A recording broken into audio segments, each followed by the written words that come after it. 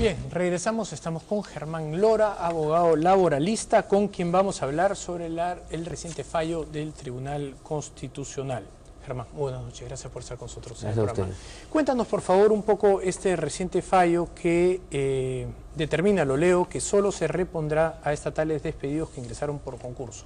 Explícanos, por favor, en términos sencillos. A ver, el Estado puede contratar a trabajadores a través de un concurso público, es decir, se evalúa al trabajador la capacidad, previamente también se evalúa si hay un puesto vacante, ¿no? Presupuestado y vacante, y el trabajador ingresa a lo que se conoce como la carrera administrativa, lo que siempre se ha hablado de carrera administrativa, que es un desarrollo profesional en el Estado. Pero en los últimos años, por la necesidad del Estado, se ha ido contratando a trabajadores a través de bastantes regímenes. El régimen CAS es una de las típicas figuras del régimen laboral del Estado. También se ha ido contratando a trabajadores como cualquier privado. El Estado ha contratado como cualquier privado un contrato sujeto a modalidad o a plazo fijo. Un trabajador que ingresa un 1 de enero, cuyo contrato vence el 31 de diciembre. Exactamente igual que un privado. Entonces, exactamente igual que un privado, y para todo trabajador público o privado, el trabajador que sentía que su contrato, su vínculo laboral temporal había sido resuelto, iba al Poder Judicial a través de una acción de amparo y decía: derecho al trabajo, repónganme. ¿Por qué? Porque el contrato de trabajo a plazo fijo no era un contrato de trabajo válido. Por lo tanto, cabía la reposición, había posibilidad de que lo repongan. Ese criterio ha cambiado. Ese criterio para el sector público ha cambiado. Y se dice que los trabajadores que ingresaron a través de un recibo por honorarios, a través de un CAS, a través de los contratos sujetos a modalidad que se aplican para la actividad privada, en el Estado ya no tienen derecho a reposición. Únicamente tienen derecho a la reparación económica, que es la indemnización que les corresponde conforme a ley. Ese criterio ha cambiado porque entiendo que el Estado lo que quiere es decir: señores, el único mecanismo que deberíamos comenzar a pensar para efectos de que los trabajadores ingresen al Estado sea el concurso público. Correcto. Y entonces, si es tan claro para el Estado que una persona que entra por un plazo definido o que entra para un trabajo y un periodo específico, a la hora de ser despedido o ser resuelto su contrato, no tiene este derecho al trabajo per se, como un derecho general, ¿por qué lo tendría que tener el sector privado? Esa es la pregunta, ¿no? La pregunta es por qué hacer esa diferencia. Las diferencias fundamentales están planteadas por el TC, las cuales yo no comparto porque coincido con la posición planteada por ti, en el sentido de decir que efectivamente cuál es la diferencia.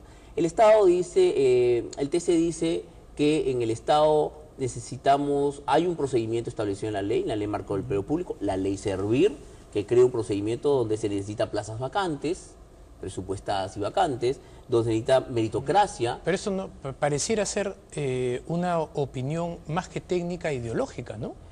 Pensando, yo creo, en no cargar, en beneficiar al Estado y no cargar a trabajadores que no coincidan con lo que se quiere. ¿Qué es lo que se quiere?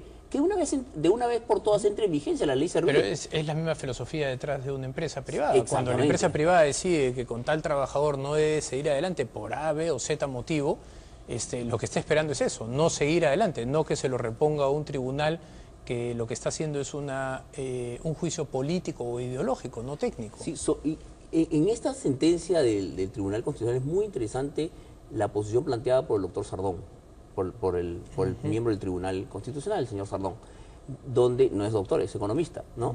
Donde plantea efectivamente eso, ¿no? Dice que... es jurista y economista. ¿No es cierto? Él plantea muy claramente que el análisis del artículo 22 del derecho del trabajo no acarrea la reposición. O sea, si bien la Constitución reconoce el derecho al trabajo, a fomentar puestos de trabajo por parte del Estado, de ninguna manera ese fomento del trabajo por parte del Estado genera o conlleva un derecho a la reposición, ¿no? En muchas legislaciones del mundo la reposición no es un canal, salvo en nulidades de despido, ¿no? Entonces yo también coincido en el planteamiento de decir estos mismos criterios que no están establecidos en una ley, porque el privado no necesita una ley para hablar de meritocracia, de capacidad, de acceso a través de un proceso de selección. Esos mismos criterios que no están en una ley, pero sí están fijados en los parámetros de contratación privada, deberían también seguir el mismo punto de vista planteado por el Tribunal Constitucional, ¿no? Ahora, nuestra legislación laboral es una de las legislaciones pues más duras, restrictivas, ¿no? Y más costosas, evidentemente. ¿De qué manera crees que esto puede terminar en el tiempo cambiando nuestra legislación laboral, ya no para lo público, sino para lo privado? ¿Crees que esto puede servir como una palanca para mañana comenzar a destrabar, a hacer más flexible nuestro régimen laboral? Yo creo que hoy por hoy el régimen laboral privado tiene un problema fundamental, el peruano, ¿no? Que es la reposición, como la estamos conversando, una reposición en casos en los cuales el empleador no solamente no quiera trabajar con ese trabajador, sino no tenga la posibilidad económica de trabajar con ese trabajador, porque el puesto de trabajo se extinguió, porque ya no necesita ese trabajador por razones objetivas. No hay posibilidad de extinguir. Hay un procedimiento de cese colectivo, pero que tengo que involucrar al 10% de mis trabajadores. No aplica para un caso muy puntual. Más aún en la era de cambios tecnológicos tan disruptivos que viene, donde en los próximos 20 años se calcula los 8 de 10 principales puestos de trabajo todavía no se conocen. O sea, son materias que todavía no se han creado, digamos, y que la gente todavía no está preparada para asumir esas labores. Eso y sumado al tema económico, ¿no? Hay necesidad en muchos sectores, por ejemplo, el sector petrolero en el Perú, ¿no? Donde no es que no quiera continuar con el trabajo, no hay trabajo para continuar.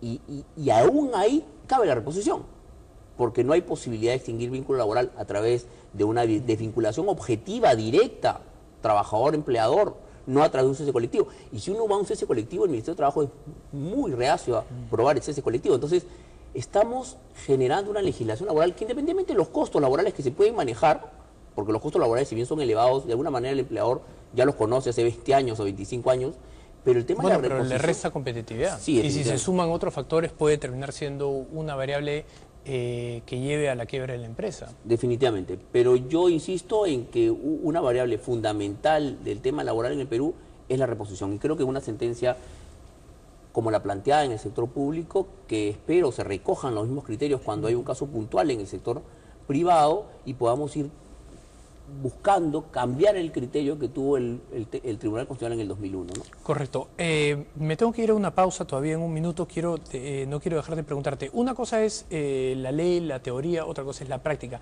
En la práctica, ¿qué tanto se está reponiendo efectivamente a trabajadores cesados de empresas privadas? A ver, en la práctica, bastante. Pero hay dos... Bastante, sí, no es una práctica... No es una, que era, porque esto empieza con un fallo de Telefónica por el año 2000, 2001, ¿verdad? 2001, efectivamente. Y a partir de ahí, durante muchos años, era algo muy esporádico, ocurría en un caso por aquí, un caso por allá. Hoy día, ¿cómo es esta práctica? Hoy es común. Hoy trabajador que lo desvinculas por un contrato sujeto a modalidad, que entiende que la modalidad no estuvo bien planteada, no estuvo bien sustentada, va y pide una reposición. Un trabajador que fue un trabajador recibido por honorarios, contrato civil, entiende que hubo una relación laboral, pide la reposición. Y lo curioso y lo interesante de este tema es que la reposición se ha convertido no en un canal de buscar que el trabajador lo reponga, puede ser una alternativa que el trabajador busque volver a trabajar en la misma empresa, sino que se ha convertido en una alternativa para que el trabajador negocie una mejor salida. Una mejor salida. Y un trabajador te puede decir, bueno, yo no negocio por menos de tantos sueldos, porque tiene la posibilidad de ser repuesto. Entonces, ante esa imposibilidad que tiene el empleador de reponerlo, porque no hay puesto de trabajo, porque no está presupuestado, tiene que gastar. Entonces, lo que ha hecho la indemnización en los últimos, lo que ha hecho la reposición en los últimos años es elevar el monto de la indemnización legal. Ya no hablamos de 12 sueldos, eso ya quedó en el pasado. Ese tema de sueldo y medio por año de servicio con el tope de 12 es pasado. Hoy por hoy estamos negociando en 20, 24, 25 sueldos. Increíble. Increíble porque eso explica pues el 75% de la PEA informal y explica por qué cuando la economía hace un pequeño giro para abajo, automáticamente las empresas dejan de contratar, ¿no? Por miedo a tener que mantener a trabajadores que después no necesiten planilla por culpa de personas que no entienden cómo funciona la economía, ¿no? Vamos a hacer una breve pausa, regresamos. Los indicadores económicos llegan gracias a Scotiabank. Bien, regresamos, estamos conversando con el laboralista Germán Lora y con quien vamos a hablar ahora sobre el arbitraje laboral. Cuéntanos un poco sobre esta modalidad. A ver, el arbitraje en materia laboral fundamentalmente se da en los casos de una negociación colectiva. Es decir, el sindicato presenta un pliego de reclamos, El empleador lo recibe, lo analiza y se comienza un trato directo entre el trabajador, entre el sindicato y la empresa. Si no se llega a ningún acuerdo, en trato directo, que es la primera etapa, podríamos pasar a una conciliación ante la autoridad de trabajo, para que la autoridad de trabajo no es que se meta en la negociación, pero por lo menos sea un facilitador en la negociación. Si las partes no continúan sin la posibilidad de cerrar la negociación, entonces alguna de las partes podría optar por llevar la negociación a un arbitraje. Arbitraje que se puede dar de manera consensuada. Las partes dicen, bueno, vamos a un arbitraje, firmamos un convenio arbitral. Y en el Perú se han creado dos figuras de arbitraje bien interesantes, ¿no? El arbitraje potestativo, que es aquel que cualquiera de las partes, ante mala fe de una de ellas en la negociación, le diga, bueno, has hecho un acto de mala fe, no me has entregado información, no has venido a las reuniones, ¿no? Entonces hay mala fe y te llevo a un arbitraje aun cuando tú no quieras.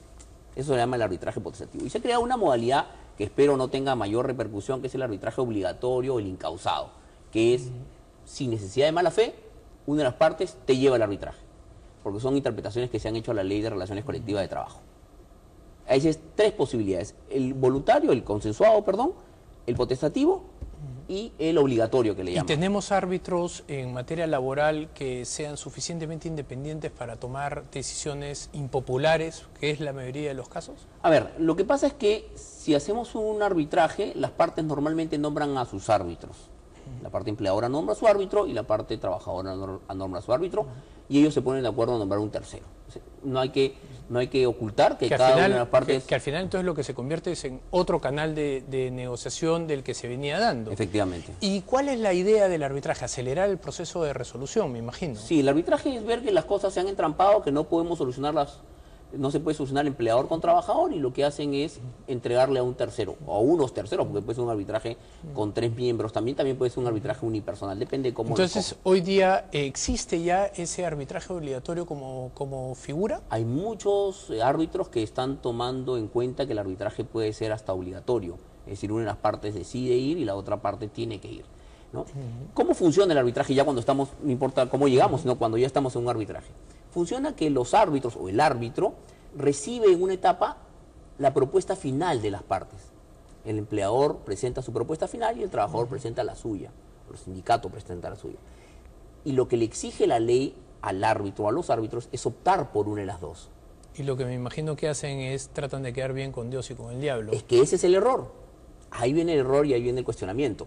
Porque la norma lo que busca es que la propuesta final de ambas partes sea seria, ¿no? Es decir, que el empleador haga un análisis de situación económica y diga cuánto puede aumentar, y los trabajadores, en base a la información que se le ha brindado, también hagan una propuesta y a seria. sabiendas que el árbitro no va a fallar a favor de una de las dos, sino va a terminar haciendo una mermelada de ambos. Me imagino que el empleador ofrece el piso, los empleados solicitan el cielo y el árbitro trata de llegar a un punto intermedio. No, porque el árbitro está prohibido de modificar o combinar.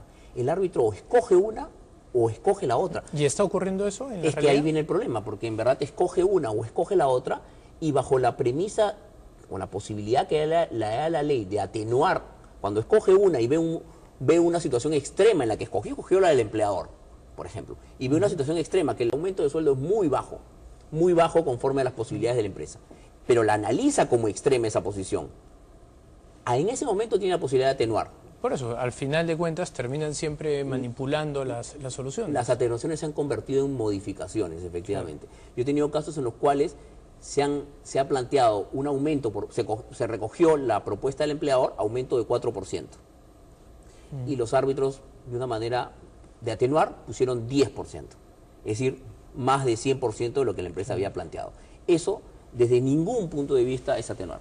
Eso, de un punto de vista, es modificar la propuesta. Bueno, de es las que partes. lamentablemente en el Perú hace mucho tiempo se dejó de hacer justicia en base a leyes, y hace muchos años ya se hace justicia en base a solamente la percepción de las ideas o de lo que la persona en el momento considera justo, ¿no? Efectivamente. Entonces, eso ha llevado a que se hagan las cosas que tú acabas de plantear, que las propuestas que finalmente deben ser serias para poder optar una por otra no sean realmente serias y se planteen propuestas que hacen que los árbitros, que son los que deciden de una situación que no conocen, porque es entregarle a los árbitros el aumento de sueldo de tus trabajadores, de una empresa que los árbitros ni conocen, ni saben, ni tienen idea de lo que se les ha planteado. Entonces es muy peligroso lo que están haciendo de no cumplir con la atenuación que exige la norma. Correcto. Te agradezco muchísimo, Germán, por tu visita. Muchas gracias. Bien, eso ha sido todo con nosotros. Los esperamos mañana a las 10 de la noche en Rumbo Económico. Muy buenas noches.